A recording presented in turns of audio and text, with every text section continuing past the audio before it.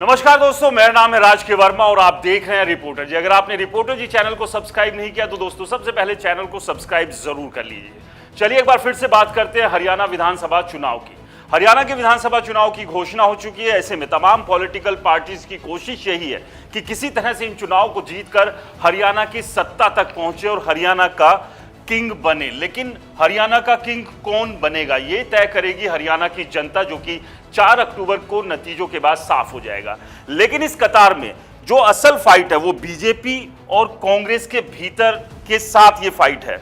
भीतर तो खैर कांग्रेस की गुटबाजी चल रही है और बीजेपी का भी हाल कुछ इसी तरह का है। लेकिन आम आदमी पार्टी की बात करें, जेजेपी की बात करें और आईएनएलडी की बात करें तो ये कहां पर खड़े हुए। और सबसे बड़ी बात, सट्टा बाजार का आंकलन जो है वो हरियाणा को लेकर क्या है, कौन इस तख्त पर, इस सिंहासन पर, जो कि हरियाणा की सत्ता का सबसे बड़ा सिंहासन है, तख्त है, इस पर कौन सी पार्टी का मुख्यमंत्री बनकर बैठेगा, ये सवाल अब सभी के जहन में है कि क्या बीजेपी तीसरी बार सरकार रिपीट करने जा रही है या फिर कांग्रेस जो 10 साल से सत्ता से बाहर है वो एक बार फिर से वापसी कर सकती है। तो सट्टा बाजार क्या कहता है, आपको बता दें कि इस सट्टा बाजार के आंकलन की पुष्टि रिपोर्टर जी नहीं करता है। ये सट्टा बाजार का आंकलन है और जिस तरह से चुनाव अब धीरे धीरे आगे बढ़ेगा ये आंकड़े भी बदलते जाएंगे। लेकिन आज के हालात किस तरह के, आज की स्थिति में सट्टा बाजार में कौन सी पॉलिटिकल पार्टी सबसे ज्यादा फेवरेट है, बीजेपी है या फिर कांग्रेस है, दोनों में से किसका मुख्यमंत्री यहां पर बैठने वाला है। क्योंकि बाकी दलों की अगर बात करें, देखिए किसी भी दल के लिए ये कह देना कि नहीं ये हार रहे हैं या यहां तक नहीं पहुंच रहे हैं, ये एक तरह से इनके साथ अन्याय होगा। लेकिन राजनीति में एक बात और भी देखने और समझने वाली है कि असल में अब फाइट हरियाणा में किसके बीच चल रही है और ये सभी को पता है कि ये फाइट इन दोनों पार्टियों के भीतर है। बाकी दलों के लिए आम आदमी पार्टी की बात करें तो अपना खाता खोलना एक बड़ा चैलेंज होगा और कोशिश यही आम आदमी पार्टी की कि दिल्ली, पंजाब और कई दूसरे स्टेट में, क्योंकि दिल्ली पंजाब में सरकार है आम आदमी पार्टी की और कई स्टेट्स में विधायक से लेकर सांसद भी है, तो ऐसे में आम आदमी पार्टी हरियाणा को भी अब टारगेट कर रही है। जेजेपी ने 2019 में 10 सीटें हासिल की थी, तो क्या अपने उस परफॉर्मेंस को जेजेपी एक बार फिर से दोहरा पाने में कामयाब होगी, जिसकी फिलहाल अभी संभावनाएं कम दिख रही है। क्योंकि लगातार जेजेपी से जो नेता हैं, उनके जो विधायक हैं, जो पूर्व मंत्री रहे हैं, वो पार्टी छोड़कर जा रहे हैं। आईएनएलडी की बात करें तो आईएनएलडी की स्थिति 2019 के बाद से ही बेहद खराब हो रही है। सिर्फ एक ही विधायक जो अभय चौटाला है वो आईएनएलडी के हैं और ऐसे में क्या ये नंबर अब बढ़ सकते हैं, क्योंकि आईएनएलडी का गठबंधन बसपा के साथ हो गया है। तो ऐसे में अपने अस्तित्व को बचाने के लिए ये दोनों पार्टियां यहां पर चुनाव में खड़ी हुई है। तो आम आदमी पार्टी अपना अस्तित्व यहां पर बनाने की कोशिश में है। लेकिन सट्टा बाजार की इन तमाम पार्टियों को लेकर क्या कह रहे हैं वो आपको एक बार दिखाते हैं और समझने की कोशिश करते हैं कि क्या सट्टा बाजार के आंकड़े आज जो है वो जब चुनाव और आगे बढ़ेगा वहीं पर रहेंगे या फिर इसमें बड़ा बदलाव हो सकता है। तो चलिए सबसे पहले बात करते हैं कि सट्टा बाजार के हिसाब से, वैसे तो बात करनी चाहिए कि बीजेपी या कांग्रेस में कौन सा, लेकिन पहले बात करते हैं इन अन्यों का हाल क्या है, इन्हें सट्टा बाजार कितनी सीटें दे रहा है। तो सट्टा बाजार के आंकड़ों के हिसाब से अन्य के हिस्से में आ रही है जो सीटें हैं वो 6 से 10 सीटें हैं। यानी कि हरियाणा में जो बाकी तमाम दल है या निर्दलीय है उनके हिस्से में 6 से 10 सीटें आ सकती है। अब इन 6 से 10 सीटों में जेजेपी यानी कि दुष्यंत चौटाला कितने अपने खेमे में लाने में कामयाब होंगे, अभय चौटाला कहां तक पहुंच पाएंगे और सुशील गुप्ता आम आदमी पार्टी क्या अपना खाता खोलने में कामयाब हो पाएगी। क्योंकि अगर लोकसभा चुनाव की बात करें तो जेजेपी का परफॉर्मेंस इन तीनों पार्टियों के मुकाबले बेहद खराब रहा था। आम आदमी पार्टी ने 4 विधानसभा सीटें जीती थी लोकसभा में। अगर बात करें आईएनएलडी की तो अभय चौटाला ने कुरुक्षेत्र से चुनाव लड़ा था और अच्छे खासे वोट लिए थे। अगर आईएनएलडी से अभय चौटाला कुरुक्षेत्र से चुनाव नहीं लड़ते तो वहां से सुशील गुप्ता को रोक पाना बीजेपी के लिए नामुमकिन था, जिस तरह की कांटे की टक्कर बनी थी।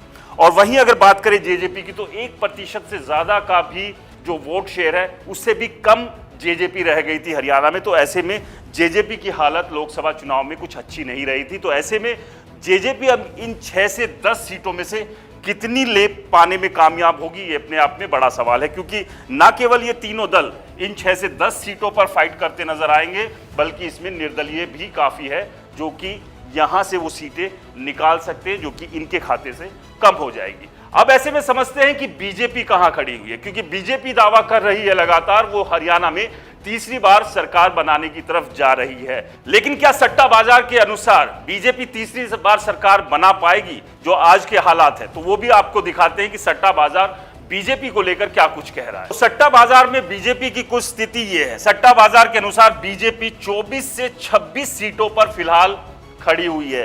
ये नंबर कम हुआ है क्योंकि इससे पहले जो सट्टा बाजार दिखा रहा था बीजेपी की सीटें, वो करीब करीब 28 से 30 सीटें थी।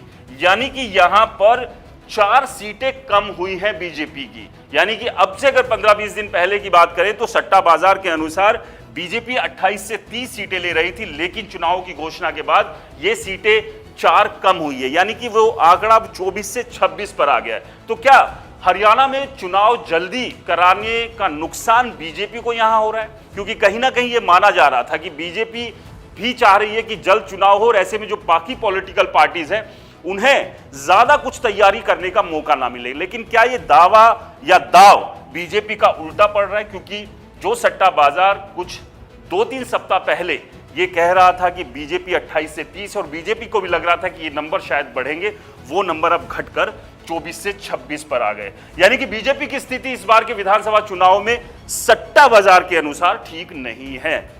वो अलग बात है कि बीजेपी का अपना दावा है और उसी दावे के दम से बीजेपी ये कह भी रही है कि वो तीसरी बार सरकार बनाने जा रही है। लेकिन फिलहाल के राजनीतिक हालात या समीकरण जो है चुनाव के, उसमें बीजेपी फिलहाल अभी बहुत पीछे है कांग्रेस को, और कांग्रेस के नजदीक आने या कांग्रेस से पार जाने के लिए बीजेपी को बहुत मशक्कत करनी पड़ेगी।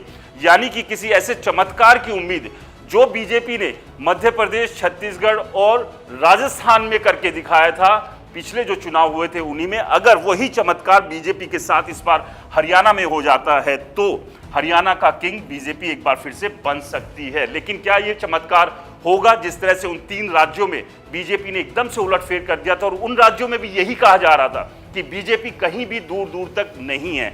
तो यानी कि बीजेपी को सट्टा बाजार जरूर कह रहा है कि बीजेपी फिलहाल हार रही है, 24 से 26 सीटों पर सिमट रही है।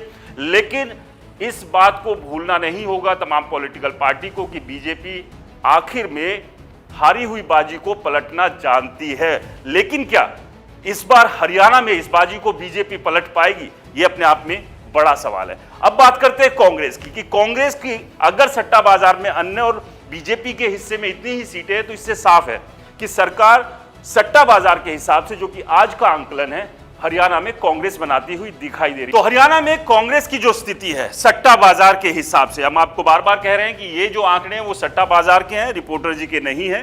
तो कांग्रेस की जो स्थिति है वो 56 से 58 सीटों पर आज के हालात में सट्टा बाजार के हिसाब से खड़ी हुई है। यानी कि जो ये स्थिति है, ये स्थिति ये कहती है कि एक तरफा जीत की तरफ कांग्रेस जा रही है। और जिस तरह से लोकसभा चुनाव के नतीजे रहे थे उसमें से 2019 के मुकाबले में जहां बीजेपी ने 10 की 10 सीटें जीती थी, वहां कांग्रेस ने 5 सीटों में बीजेपी को पछाड़ा था। और 5 पर ही नहीं, 3 ऐसी सीटें थी जहां बेहद नजदीक का मुकाबला था, जिसमें महेंद्रगढ़, भिवानी, गुरुग्राम और कुरुक्षेत्र। यानी कि यहां पर थोड़ा सा जोर कांग्रेस और लगा लेती तो ये तीनों सीटें भी बीजेपी से छीन सकती थी। यानी कि जो 5 सीटें बीजेपी के पास लोकसभा में अभी है वो 2 पर सिमट सकती थी।